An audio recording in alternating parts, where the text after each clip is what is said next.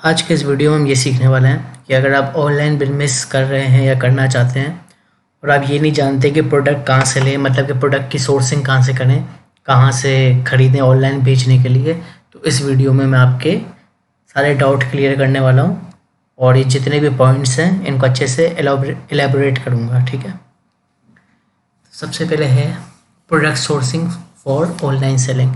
अब आपको online selling के लिए कहाँ से लें प्रोडक्ट, सबसे आसान तरीके से अगर मैं चलूँ तो ये होगा प्रोडक्ट सोर्सिंग फ्रॉम होलसेलर। ये सबसे आसान तरीका है प्रोडक्ट को सोर्स करने का कि आप अपने सिटी के होलसेलर्स पे जाएं, या फिर अगर आप बाहर भी जा सकते हैं आसपास अपनी सिटी के तो उन होलसेलर्स पे जाएं।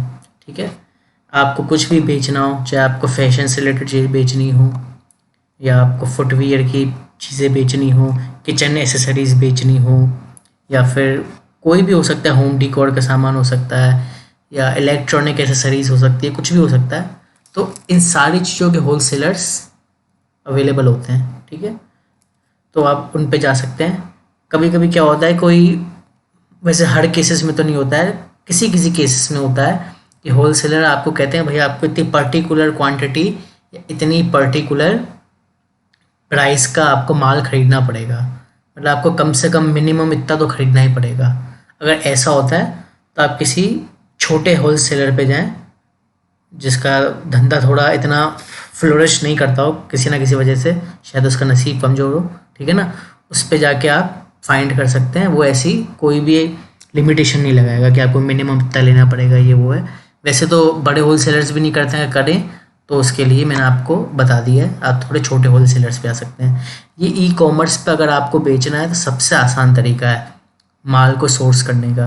इससे प्रॉफिट सही रहता है, आप होलसेल रेट पे लाएंगे और अपना खर्चा वगैरह जोड़ के, प्रॉफिट जोड़ के ऑनलाइन पे बेच देंगे। रिटेलर्स भी यहीं से लेते हैं, जो दुकानदार वगैरह होते हैं ना रिटेलर, वो भी होलसेलर से लेते हैं, तो कोई दिक्कत की बात नहीं है, ये बिल्कुल ठीक तरीका है। दूसरा है प्रोडक्ट सोर्सिंग फ्रॉम मैन्युफैक्चरर्स। अब ये डायरेक्ट मैन्युफैक्चरर से लेना है आपको। एक तो मैंने बताया कि होलसेलर से, होलसेलर्स क्या करते हैं, वो मैन्युफैक्चरर से ख़रीदते हैं, प्रोडक्ट बनाने वालों से ख़रीदते हैं, और यहाँ मैं बात कर रहा हूँ डायरेक्ट मैन्युफैक्चरर से। अब ये तरीका थोड़ा और चीप है, चीप मतलब सस्ता कह रहा हूँ मैं। इसमें क्या है कि आपको जितना होलसेलर अपना जो मार्जिन लगाता है ना प्रोडक्ट पे, ना, मतलब मैन्युफैक्चर के मार्जिन लगाने के बाद भी होलसेलर अपना मार्जिन लगाता है, फिर आपको प्रोडक्ट मिलता है, और मैन्युफैक्चरिंग रेट पे आपको सबसे सस्ता मिलेगा। लेकिन इसमें कुछ प्रॉब्लम्स हैं। सबसे बड़ी बात तो कुछ छोटी सिटीज़ होती हैं या छोटे शहर होते हैं, वहाँ पे इतनी मैन्युफैक्चरिंग यूनिट होती नहीं है, और होती भी है तो हो सकता है उस पर्टिकुलर चीज़ की मैन्युफैक्चरिंग यूनिट आपके शहर में नहीं हो। ये बहुत आम चीज़ है ये होना। अगर आप दिल्ली, बॉम्बे वगैरह या राजस्थान वगैरह वहाँ रहते हैं तो वहाँ तो फिर भी लगभग, और गुजरात वगैरह में लगभग हर चीज़ की मैन्युफैक्चरिंग यूनिट मिल जाएगी, खासकर दिल्ली में। लेकिन कुछ शहर ऐसे होते हैं वहाँ पे हर चीज़ की मैन्युफैक्चरिंग नहीं होती है, तो ये थोड़ा सा मुश्किल हो सकता है मैन्युफैक्चरर से ख़रीदना। बाकी अगर आपके यहाँ मैन्युफैक्चरर अवेलेबल है और वो कोई लिमिट नहीं लगा रहा है कि आपको इतना का लेना पड़ेगा या कम से कम लेना पड़ेगा, तो ये होलसेलर से ज़्यादा बेस्ट ऑप्शन ये है। बस बात आती है अवेलेबिलिटी की, अवेलेबल नहीं होते हैं हर जगह मैन्युफैक्चरर्स। ठीक है, तो सबसे आसान मैंने बताया जो कोई भी कर सकता है वो होलसेलर से लेना है, और दूसरा है मैन्युफैक्चरर से लेना, जो फ़ायदे का सौदा है काफ़ी। ठीक है, अगर आप मैनेज कर पा रहे हैं तो। तीसरा है product sourcing from domestic B2B sites. B2B sites मतलब बिजनेस टू बिजनेस साइट्स होती हैं। खैर, अब ये डोमेस्टिक B2B साइट्स कौन सी हैं, जैसे कि इंडिया मार्ट हो गई, उड़ान ऐप हो गया, और इसी तरीके की कई वेबसाइट्स होती हैं। तो ये B2B साइट्स होती हैं, इनसे आप खरीद सकते हैं सामान। लेकिन इसमें कुछ प्रॉब्लम्स हैं। इसमें आमतौर पर आपको ये मिलेगा कि आपको मिनिमम इतने का सामान लेना पड़ेगा, आपको मिनिमम इतनी क्वांटिटी लेनी होगी कम से कम, नहीं तो वो आपसे बात भी नहीं करना चाहेंगे। ठीक है ना, तो ये उनके लिए है जो थोड़ा ज़्यादा पैसा खर्च करना चाहता है, ज़्यादा इन्वेस्ट करने को तैयार है, ज़्यादा अफोर्ड कर सकते हैं, और थोड़ा टाइम भी हो गया है ना ऑनलाइन सेलिंग में, या फिर टाइम नहीं हुआ है तो मतलब वो कर सकते हैं, इन्वेस्ट करना अफोर्ड कर सकते हैं, तो अब यहाँ से ले सकते हैं। वैसे इंडिया मार्ट इसमें सबसे फेमस है B2B डोमेस्टिक वेबसाइट। ठीक है ना, तो वहाँ से बहुत से लोग लेते हैं। लेकिन वही है, आपको थोड़ा डील वील करना आना चाहिए, थोड़ा नेगोशिएट भी कभी कभी करना पड़ता है, कोई चीज़ महंगी लगती है तो इसके लिए थोड़ा बहुत एक्सपीरियंस चाहिए। ठीक है ना, बाकी इसके लिए कोई खास डॉक्यूमेंट्स की ज़रूरत नहीं, अगर आप डोमेस्टिक B2B साइट्स से लेते हैं तो। ठीक है, वो आपकी मर्जी है, ले नहीं लें वो बात की बात है, लेकिन इसके लिए कोई डॉक्यूमेंटेशन की ज़रूरत नहीं खास। अब product sourcing from international B2B sites. अब इंटरनेशनल B2B साइट्स हो गई जहाँ से हमें इंपोर्ट कराना होता है। सबसे पहले तो इसके लिए भाई डॉक्यूमेंट की ज़रूरत होती है। इसके लिए आपको एक्सपोर्ट इम्पोर्ट कोड की ज़रूरत होती है। अगर आपके पास एक्सपोर्ट इम्पोर्ट का कोड नहीं है तो ये आपके लिए ऑप्शन बिल्कुल भी नहीं है।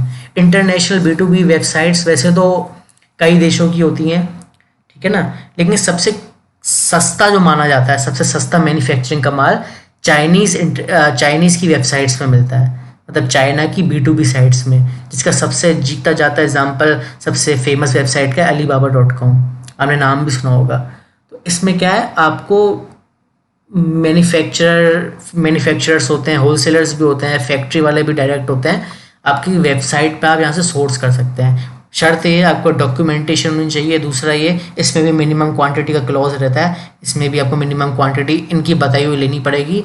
दूसरा ये कि आपको एक्सपोर्ट इंपोर्ट का कोड चाहिए।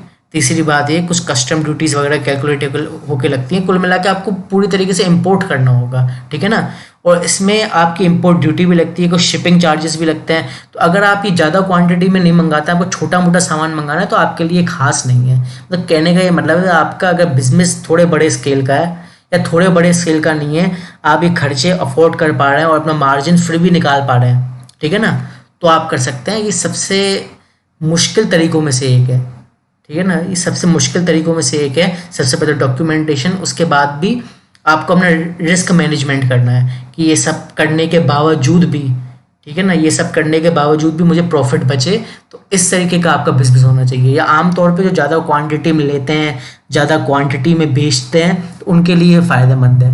जैसे मान लीजिए कोई किसी प्रोडक्ट के 20, 25, 30 हज़ार पीस मंगा रहा है, या टोटल भी मंगा रहा है 40, 50 हज़ार पीस किसी चीज़ के, बड़े स्केल पे कर रहे हैं, और उनको ज़्यादा नहीं, कुछ 40, 50 रुपये प्रोडक्ट में बच रहे हैं, तो भी उनकी अच्छी खासी कमाई हो जाती है। तो ये थोड़ा डिफ़िकल्ट तरीका है, लेकिन लोग करते हैं, खासकर जिनका अच्छा खासा स्टेब्लिश हो गया, समझ चुके हैं ऑनलाइन काम को, ठीक है ना। इसमें ट्रेड अश्योरेंस वगैरह इस तरीके की एश्योरेंस मिलती है कि अगर आपको प्रोडक्ट ठीक से नहीं पहुंचा है तो हम आपको प्रोडक्ट, मतलब पेमेंट छूटेगा नहीं बीच में जो सप्लायर उसको, मतलब कई चीज़ें होती हैं, इसके लिए अलग से आपको थोड़ा समझना पड़ता है। आखिरी तरीका जो है, ये सिर्फ आखिरी तरीका है, वो है product sourcing from own manufacturing unit. अब खुद ये तो साफ साफ समझ में आ रहा होगा आपकी, खुद मैन्युफैक्चर करना, ये इसमें इन्वेस्टमेंट भी लगता है, एक्सपर्टीज़ भी लगती है, मेहनत भी लगती है, आपको जगह भी चाहिए, आपको चाहे किराया पे लें या खुद की जगह लें, आपको वर्कर्स भी चाहिए, आपको रॉ मटेरियल भी चाहिए। ये तो बिल्कुल एंड का है, जब इंसान का ऑनलाइन का काम बहुत मतलब इस्टेब्लिश हो जाता है और बिल्कुल अच्छे से उसको आ जाता है, वो मैन्युफैक्चर करने के लिए काबिल है प्रोडक्ट को, तभी आपके काम का, नहीं तो आप इसमें तो बस लॉस ही खाएंगे।